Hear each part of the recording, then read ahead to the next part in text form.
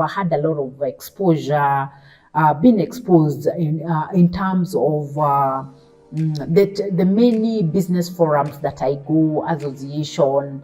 Like now I can remember at times where we became members of KAM, Kenya Association of Manufacturers. Just being in that environment, you get to meet people, you get to learn, you get a lot of exposure, and you learn a lot. So I've also been members of Kenya United Nations Global Compact, interacting with the other employees, other people from different sectors, different industry. You get to learn a lot. So I think I've had a lot of exposure, a lot of experience, and also a lot being in the right environment. I would say being in the business has really helped me a lot. Besides that, even networking, I've been able to network with all sorts of business community from different regions, locally, globally. I have learned a lot. So I would call it 3E: exposure, experience, and being in the right environment. I've really gained a lot. And besides that, I keep believing that you can never be what you don't see. So that environment, the business environment, is really great. Besides that, I've also been able to employ a huge number of people. However, the contracts we have, we run through contracts. Today we have a contract, tomorrow we don't have a contract. So the number of people that we have continuously created a job that is fair, that is decent, that is sustainable, and also offer equality. It's a good thing. I would say it's a good thing because we in Kenya right now we have a huge number of people who are not employed. We also have another huge number of people who are still employed and living below the minimum, the poverty line. So creating jobs, I would say it's something that we have achieved. Another thing that we have achieved is that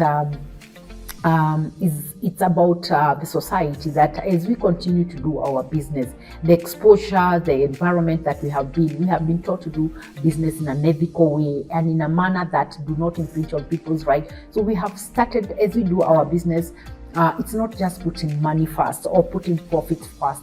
We're also thinking about the society. And when I talk about the society, it starts with the people we have. We are able to put the people we are working with first. So when you put people first, especially the sanitation consultant, where we have to find out how we can improve their lives, how can we ensure that we improve their lives and they can be able to move to the next level. So it's been good. Doing business has been good. And finally, also financial, in terms of even myself and the people around me, I'm able to uplift them because now I'm economically empowered. I would say it's a milestone. Cityscape. I would say the impact of COVID-19 could be, I could say it's positive and negative, in the sense that we have learned things that we never thought, or even be in spaces that we never thought that we will be. Because when COVID came, we were able to come up with initiatives. How then do you create ways to recover? How then do you create resilience? So when COVID came, and our government directive that everybody should work at home, for me it was like, how on earth can I work at home? And I'll tell you for a fact that we had desktops. Everyone had a desktop, and now the government says let you work at home. I'm wondering how do everybody carry a desktop to their home? So we had to think out of the box and come up with ways to recover and to create resilience. So we went out there and we were able to get laptops. Everybody was equipped with a laptop. We got a system, an operative system that they can be able to work from anywhere in the world. So that's why I'm saying it could be some of COVID came with positive ways for us to start thinking out of the box and start looking at COVID crisis as an opportunity So we got a system that we were able to work from anywhere. So even today, we can be able to work from any part of the country because we were able to get a very good operative system, and we were able to get laptops. Another thing is that we had also a server inbuilt in our organization, and this meant that there has to be someone operating in the office. This was a challenge for us because now the government directives say you have to work from home. So we also had to do away with it, which was something very costly, so that now we can come up with ways, other technologies that can enable, like cloud systems that can enable us to work from anywhere, not just home, anywhere, wherever, or even when you are outside the country, you can still be able to operate, to have those operative systems. The other thing is that we had a big challenge that most of our customers, our contracts, were terminated because now companies will not be able to also work, and most of our customers were international customers. We had also local companies, small businesses that we were offering cleaning. So our contracts came to an end, and when the contracts come to an end, that means you have first of all to reduce your costs, cost of transport, cost of doing business, and you have to tighten your belt so that you can be able to create resilience. So we were affected, and we had to reduce a few contracts where people were cleaning, so they had to go home and wait for sometimes until we come back, and it have been a journey. Another challenge that we also had was about how we were interacting. What is it that people are feeling? What is it that going through our minds? There was a lot of anxiety. There was a lot of fear because we didn't know what is going to happen. We don't know about tomorrow, what will happen. Now we have shut our office and we are working from home. How long are we going to do this? Are we going to come back again? There was a lot of anxiety, a lot of questions, and this was I must say it has been a very tough year, and I would say that a lot of us have been living in troubled times, and troubled times call for business leaders, world leaders, and even individuals to come up and think of ways to respond, recover, and create resilience. So another thing we had, another challenge we had is, will the people now working or at home be able to perform? That was another big question, and I could see we had a lot of challenge because when people are working at home, there are chances that they might not be able to concentrate. There are chances that they will not be able to perform properly. And I would say that was a big challenge because there are some people who work with minimal supervision. There are people who cannot actually work without supervision, and that was a big challenge. So yes, indeed, it was a big challenge. And I would say that COVID-19 has come to help us change, to do things differently, not to have a mind where you do not want to think out of the box because another thing we had to change was our standards operating procedure. We could not continue working the same way because now we have COVID, we have a virus. This is a pandemic. The way we were cleaning before, we will not be able to address this virus. Remember, many times we think of bacteria, we think of other germs, but not a virus. So at this particular time now, we are sitting down and thinking, how do we attack this? So we found ourselves coming up with different ways of doing business, of cleaning, like cleaning after every 30 minutes, cleaning after every 45 minutes, cleaning so that because of people are touching the computers, people are touching door handles, people are touching toilets, and these places where people touch many times need to be taken care every now and then because the virus could spread like bushfire. And the sad thing is that you cannot see this virus. You cannot see it. You are touching it. It's here with you, but you can't see it. So it was a call to action for us to now come up with different ways to do business. Another challenge was the cost of the cleaning products went actually high. the prices escalated. And when the price escalates, that means now the cost of doing business is tough. I thank God now that things have calmed down, and we can be able now to do business without having the costs going high. Another thing, we say that when a pandemic comes and it's a crisis, there's a crisis for this, that our people, which is the society, are now also affected. So risk to people, we believe that it's risk to the business, and therefore now we knew that our workers are using public transport, our workers are exposed to COVID, and if they get COVID pandemic or COVID virus, we will be affected, they will be affected, their families will be affected, the society will be affected. And when the society, we know very well, when the society is struggling, the businesses cannot do well. So we knew now that we need to ensure that we protect these people from COVID pandemic. So we had to come up with training programs where we trained them on how this virus is spread. We have to train them, we had to give them sanitizers. We had to come up with masks which were color coded. Like from Monday they could wear blue,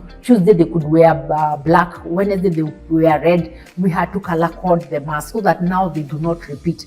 We also had to give masks to their families, and the masks that were given to their families were also a different kind of fabric, so that we believe that if their families are safe, even our sanitation consultants are safe. So COVID pandemic just came. I would say it has been a business opportunity, because then we had to shut our office, work from home, and now I would say that now we are back to the office. Now we can be able to do, and being that we are a cleaning company, most of our customers cannot trust us when we are not working from our physical location. So having a physical address is key, most important. So that was also another challenge that we had. Working from home for us, it's business as usual. So coming back to the office and having a physical address is of key importance for our customers, so that they can trust us. Like I say, COVID pandemic for us has been an opportunity, because we also started thinking out of the box, and we started understanding that the art of collaboration is so key, that it can help you move from A to Z. And we started thinking of creating collaboration, because I believe world problems cannot be solved by one person. You need to bring people together. And when I say people, it means your workers, bring them together. Your customers, talk to them, engage them. Other business partners, whether in the same sector or different industry, you need to bring them together, because I believe collaboration is a new currency right now for solving humanity challenges. World biggest and most pressing humanity challenges that are worth solving. So how did we stay afloat during the COVID pandemic? I think first and foremost, I would say it is God's grace, goodness, mercy, and favor. Because I believe when you trust in God, you will always keep thriving, even during those times. Where do you look up to? Of course, you don't look on other humans, because humans will disappoint you. But every time you have trust and you believe in God, I'll tell you for a fact, having faith, just faith like that of the mustard seed, can help you to thrive. Even today, as we even open the office, we have opened through faith, because we believe when you have a faith for a mustard seed, you can always go. You can never go wrong, and you know that you have a place you can put your shoulder to lean on, and God can never let you go. God is very merciful, He's faithful, and you will always succeed. Because I remember in 2019, we did our business and we were thriving, we were growing when we got these tenders. And every time we thought that our ingenuity, our creativity, our skills, it is everything is you. But I came to realize, no, that if you don't trust in God to give you grace, to give you humility, to give you strength, even believe in Him, that mustard seed faith, you can never do. Without God, you are nobody. And COVID-19 has actually showed us that there's a living God, and we need to always believe in Him, and He will never let us go. So us coming back, it's just by God's grace. So the other thing, how do we still have resilience? It's through thinking out of the box. I've said that we came up with, we changed our standard operating procedures.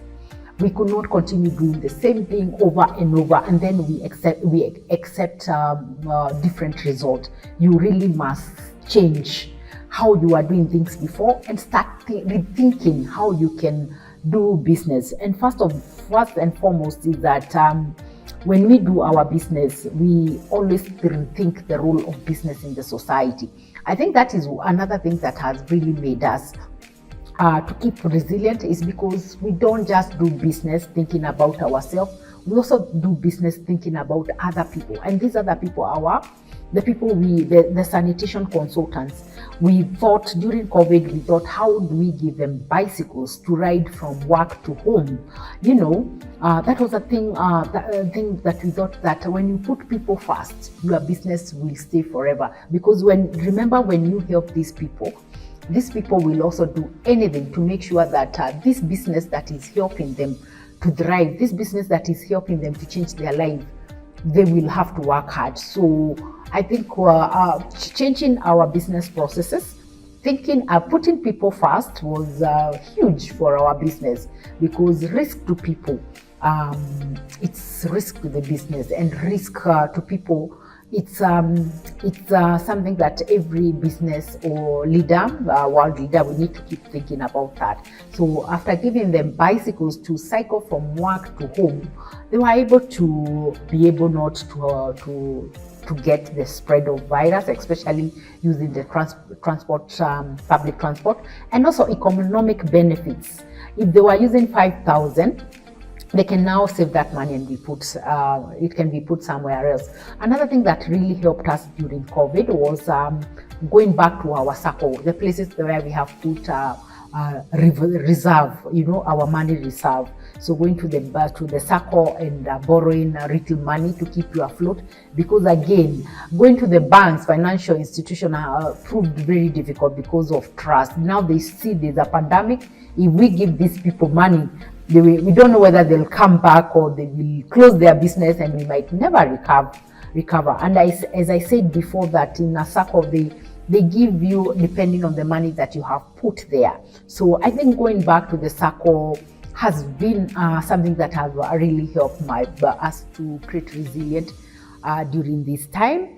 Also, coming up with new technology, having a cloud system to back to cloud system to help us work differently from how we used to work, having the desktop, and even financial systems that are all cloud-based has helped us to create resilience, and to continue growing. And also now training our people, continuous training our people, on what is happening and how we can take our business to the next level. And also, I would say that we have been attending a lot of courses that have been created by organization. Like now, there is an ABSA. There is ABSA with Unica, where they have partnered, and they are providing short courses for business women. I have also done other small mini programs during COVID time. Every time I think there was a lot of webinars, short workshops. Those workshops are, I would say they are like a gold mine, because what they do is that you get inspired, you get motivated, that you don't have to give up, you continue going. And also another thing that has motivated us is my joining the United Nations Global Compact Association, where we continuously have a lot of webinars, or to inspire us, webinars to keep on telling us not to forget about the society. And one thing I remember I mentioned that when you give back to the society, when you do good to the community, the people who support you, whether are your customers, the stakeholders, your workers, life become meaningful. there's a lot of satisfaction, and it's so fulfilling. So I would say that the Global Compact teaches us to do the right thing first, and then money will follow. Just doing the societal work, just giving back to the society, putting people first, thinking about the environment, that everything we are doing, we cannot pollute the environment. That is something that can actually boost your morale. That is something that can actually inspire you to keep up going. Even our Cycling to Work program that came up during COVID, those are things that gives our life meaning, makes us happy. It is something that makes me, gives me a lot of fulfillment and a lot of happiness. So I think one of the huge and most contributing factor was giving back to the society.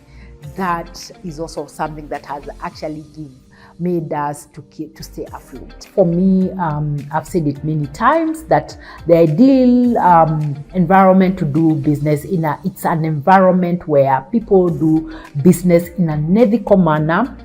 People have good values, virtues, character and discipline and integrity. I think that is, for me, the most ideal environment, because I keep believing that sometimes some of the things where we go wrong is because of the values, how we compromise, things that we said that you do not have principles, you do not have values, you do not have things you say that you can never compromise. You know, you've got to wear your sleeves in a place where people can see, I do not do these things, but don't put them on your head where people cannot see. So I think for me, the ideal environment that can help me do my business is an environment where I will do it, of course, like I say, with the right principles, the right values, an ethical way of doing business. Because we have seen, even in the media, you'll find that companies are maximizing profit in the wrong way. To do business, that you want to pay workers, to underpay the workers so that you can make more money. You are doing child labor, you are doing modern day slavery. Sometimes we say the slavery we had long time is gone, and today we have places, we have leaders who do not have a heart to care. They're still modern day slavery. So an environment that is enabling, where people do not put profits first, because when you put profits first, I'll tell you for a fact, you'll do anything. You'll do anything. You will compromise. You'll compromise on what you do so that you can make money. That's why we have heard in the media where people put chemicals in food, put chemicals in meat so that the meat can last for a long time. And what happens? There will be human health effects. What will happen? The environment is polluted because of the chemicals. What will happen? People will die. Cancer, diseases. So it is very important for business leaders. It is important for world leaders. It is important for individuals that everything you do, make sure you do it in an ethical manner. Make sure you have character, you have discipline. So what are my future plans for Cityscape? When I look ahead, I keep saying that you want your business to grow beyond leaps and bounds. I want to see Cityscape in other countries, that we can, it's not just a local company, but a global company. But apart from that, I want to see Cityscape doing a lot of social impact. I want to see Cityscape helping people, touching lives, making the poor believe that they can be rich, making those who are lost find a map, making those who are hopeless be hopeful. So I think I want to make sure that I help people so that I can advance God's kingdom. It's not about me, but it's about what are the good things. As we do our business, are we infringing on the human rights? Are we polluting the environment that our children who are coming to the planet will not find a planet, but find a place that have been depleted of the good things? I think I want to see Cityscape as a good steward, because even the scripture says that whatever we have been given by God in our hands, we need to make sure that we do not spoil it, we do not deplete it, we do not take advantage of it. So I want to see Cityscape being a company that does good for the greater good, for humanity, to make the world a better place. First and foremost, I'll tell them, start from where you are. to be great. You don't have to be great to start. Start from where you are with what we have, whatever skills you have, whatever talent you have, whatever knowledge or skills you have. It's not about money. Start with what you have. Don't wait to be great to start, because you might never start. Just start and just do it. Another thing I would like to tell those who want to be in business is that they need to think ahead. You need to know what is happening around you. What are the shifts? What are the trends in your industry, whatever sector you are, whether you are in cleaning, whether you are in manufacturing, whether you are in bakery, whether you are in security industry, whatever, or agribusiness. You need to understand what is happening at that moment. What is happening? Don't be like the people who do not know what it is happening. They do not know when it happened. They wait for things to happen to them, or they watch things happening. You need to know the shifts and the trends of your industry, so that you did not see it coming. So you have to always be on top of things. Do not let things happen. Do not watch things happening. Make them happen. And another thing I would like to say is that wherever you are, even if you are employed and you are looking to start to be an entrepreneur, if you have been employed by someone and you are working for an institution, and tomorrow you want to be an entrepreneur, tomorrow you want to be a world leader, one thing I'll tell you for a fact is that wherever you are employed, work with all your heart. Work as if you are working for the Lord, because if you cannot take care of the little resources that your employer has given you, where you have been employed, you cannot take care of them. You want to steal, you want to spoil, you want to destroy, God will never bless you. You have to take care. God will always bless you with, if you can be able to take care of the little, and He can bless you now to have your business and open your doors. Another thing I would like to tell young people is that don't wait to be paid a lot of money. Start even for free. Go for internship. Ask for internship. Be ready to work with a lot of zeal, with a lot of passion, with a lot of energy, and resilient. So that is also very important. It's very important that you do that. Another thing I would like to say is that you need to keep on having self refresher. You need to keep on learning. Develop yourself, expand yourself, because if you stop learning, then you stop growing. So keep on learning. Every day is a learning day. Never stop learning. You stop learning, you stop growing. And finally, the other thing I would like to say is that just keep going. Have the right attitude.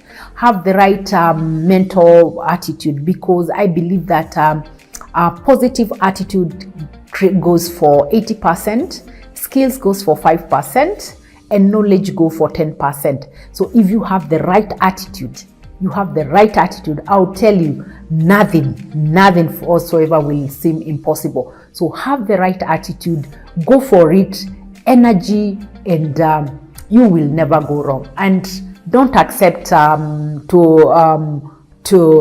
be the same person today, the same person tomorrow. Keep on reading more, keep on knowing things, and what I know for sure that you need a lot of exposure, experience, and being in the right environment, because if you have the wrong kind of friends, you will start being like those friends. Show me your friends and I'll tell you who you are. If you're in a group of 5 excellent people and people with a positive attitude, you'll be the next 5 person. So always get to know who are your friends, what's your environment, because you can be shaped by the people around you.